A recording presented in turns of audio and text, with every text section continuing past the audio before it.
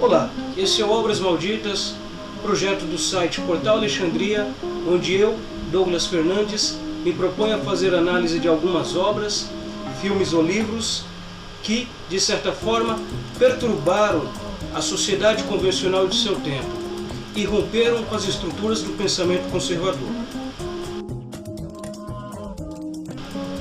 Nessa primeira edição, iremos falar um pouco, analisar um pouco a estética do filme surrealista de Luiz Buñuel e Salvador Dalí, Um Cão Andaluz.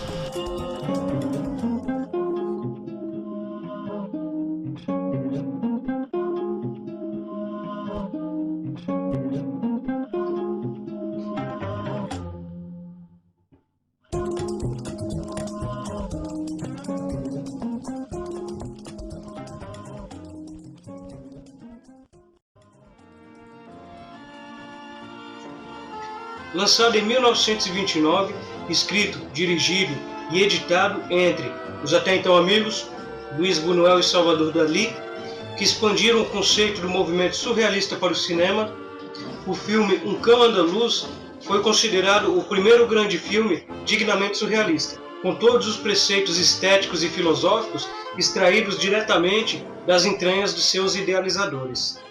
Para entender o filme, é necessário entender tanto os seus idealizadores, como também o movimento filosófico e histórico do pós-Primeira Guerra. Nesse período, o mundo já estava fatigado dos discursos racionalistas que procuravam justificar os genocídios mundiais, tudo em nome da paz. Neocolonialismo, darwinismo social, Primeira Guerra, consequentemente Segunda Guerra Mundial e por aí vai. For nearly 50 years, the United States has been conducting a bizarre series of atomic tests. The strangest test that isn't still a secret is the pig test, codenamed Priscilla. To determine the effects of an atomic blast on human skin, the Army bought 700 pigs and designed special uniforms for them. The pigs were tied in raised pens and subjected to the heat, radiation, and blast of an atomic bomb.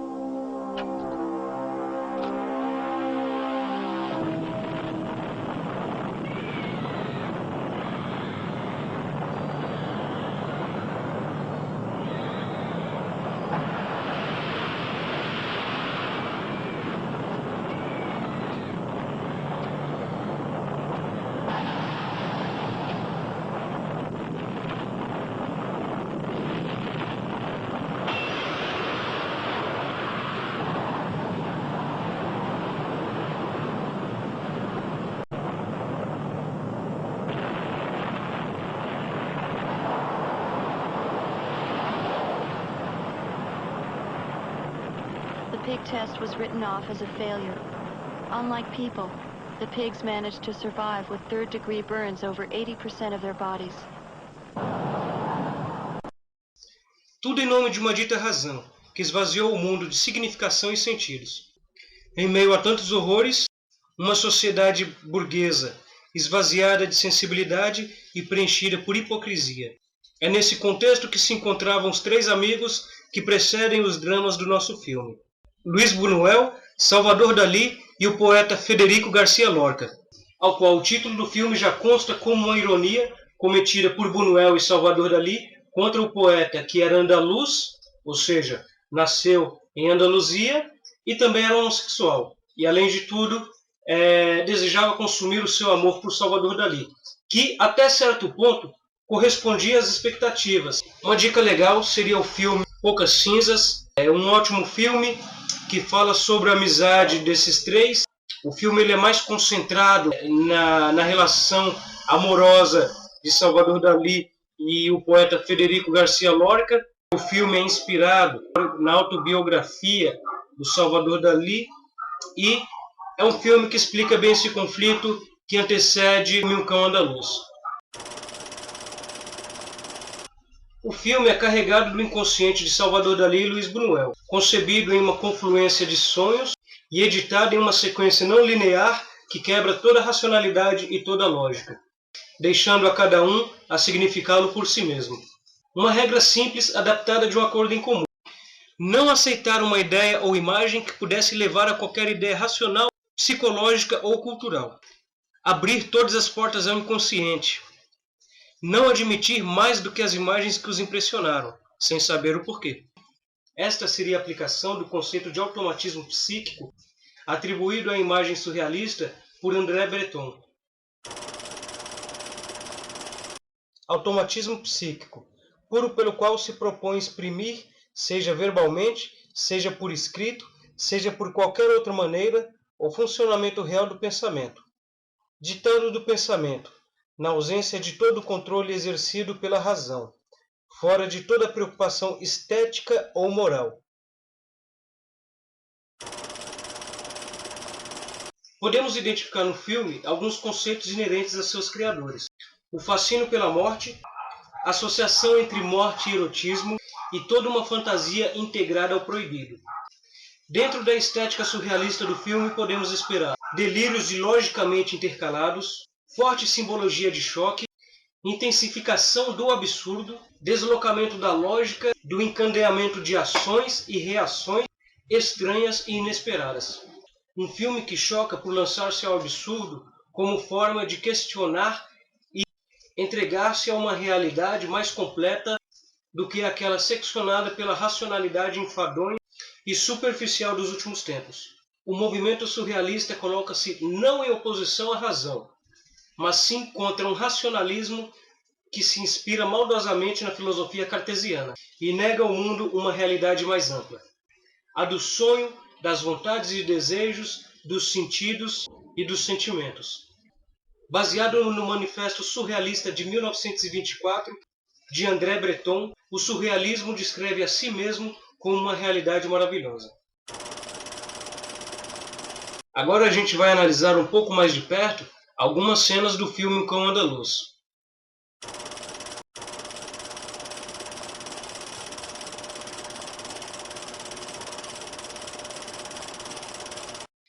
Logo de início, o filme rompe com a linguagem tradicional, quando no primeiro minuto inicia-se com "Era uma vez", e depois da composição de uma cena bizarra, anuncia em tela com letras garrafais, sugerindo 8 anos mais tarde, dando sequência a cenas oníricas e ilogicamente intercaladas que, porém, não quebram com a composição de um drama no filme.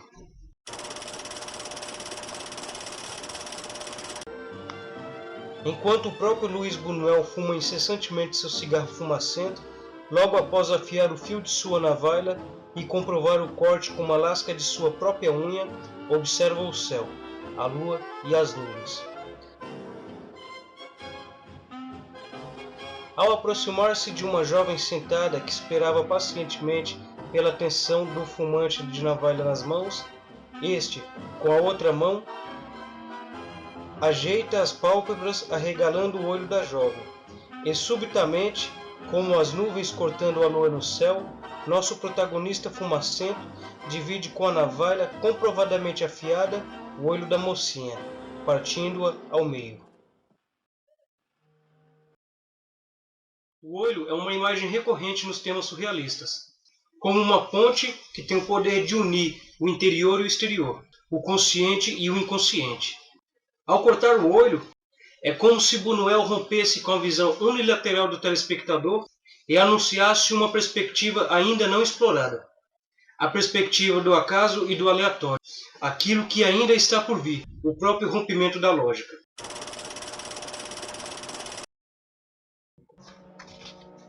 Como num sonho perturbador, surge nosso herói em sua bicicleta, vestindo uma roupa exótica e uma caixa misteriosa no pescoço a pedalar pela cidade vazia. Em um dos apartamentos, a jovem do início do filme lê um livro sentada em sua cadeira, e como se numa visão abissal, pressente a chegada do mocinho que cai imóvel da bicicleta como se o tempo tivesse cessado de seguir.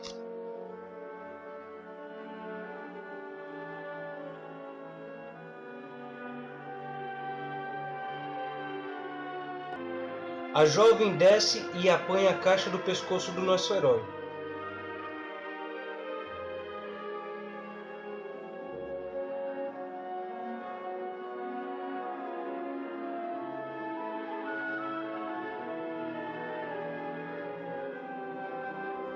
quando logo após ele aparece de pé perto da porta olhando as mãos, enquanto formigas saem de um buraco em sua palma.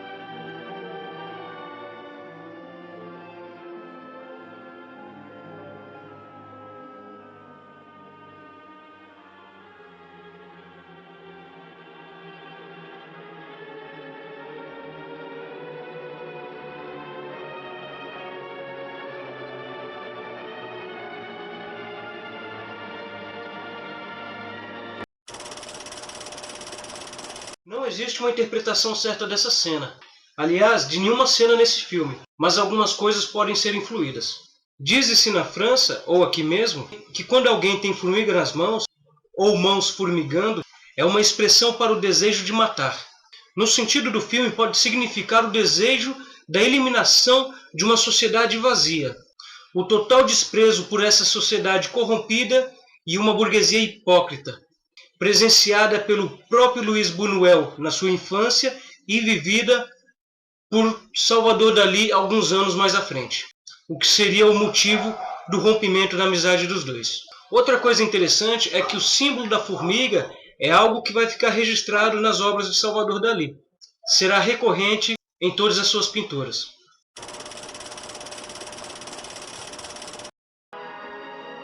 Numa sobreposição de imagens, a mão enformigada do nosso herói se transforma no sovaco encabelado da mocinha, que se transforma em um ouriço, que novamente se transforma em uma mão caída no asfalto.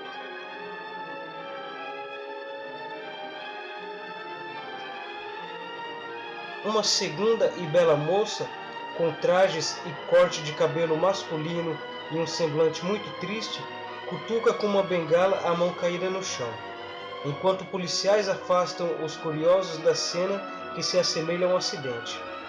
O oficial se abaixa e pega a mão que estava no chão e a guarda na misteriosa caixa que antes estava no pescoço do nosso herói, que simultaneamente está com sua mocinha observando o acontecimento do alto de seu apartamento.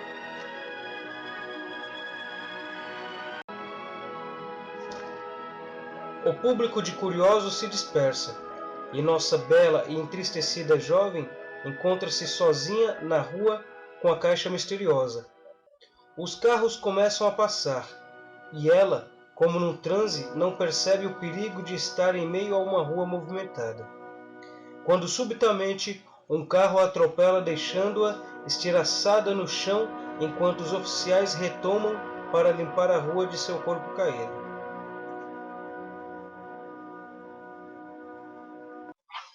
Uma cena incrivelmente enigmática, difícil de ser interpretada, possivelmente porque não deva ser interpretada com palavras, mas deva-se ser absorvida pelos sentidos da emoção que nos comove. Pode-se ser observado que seu traje e corte de cabelo masculino é um estilo que representa uma tendência feminista para a época. Os cortes curtos e roupas masculinas em mulheres eram vistos como transgressor à cultura conservadora. Todo drama se apresenta como uma inevitabilidade, um choque que resulta de um conflito, numa sociedade que se configura pelo espetáculo.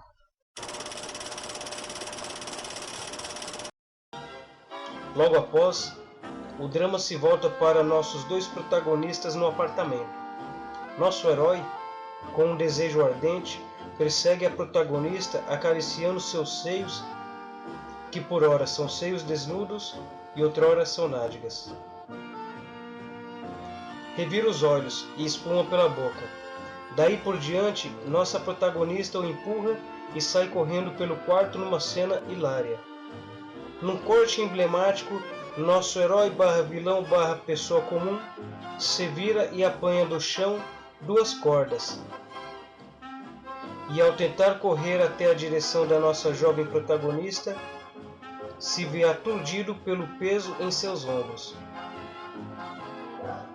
Arrasta consigo os quilos das tábuas dos 10 mandamentos, 2 asnos mortos com os olhos jorrando sangue, encimados de 2 ilustres pianos seguidos de 2 padres de olhos arregalados.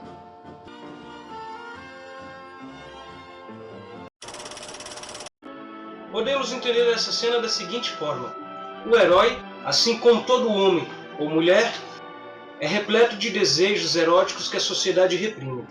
Todo homem ou mulher tem sobre seus desejos o peso do conceito do pecado, representado na cena pelas tábuas da lei.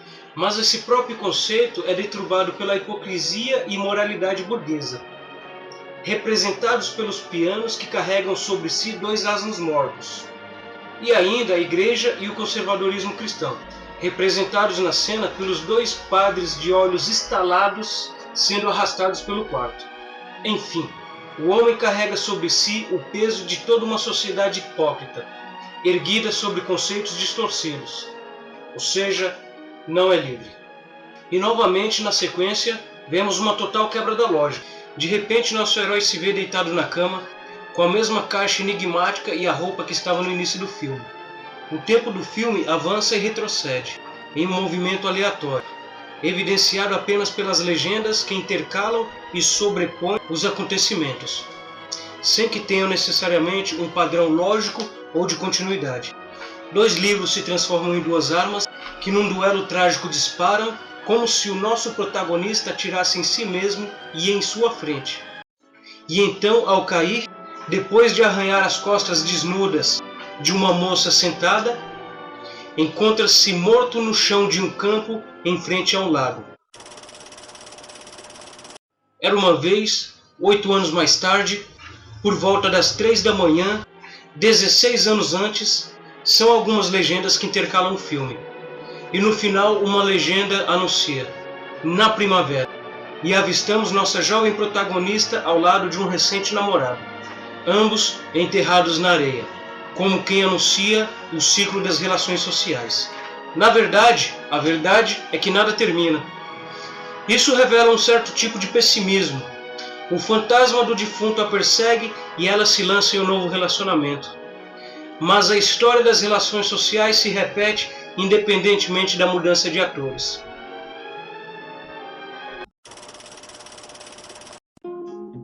Bom pessoal, é isso aí. Obrigado a vocês que assistiram o vídeo.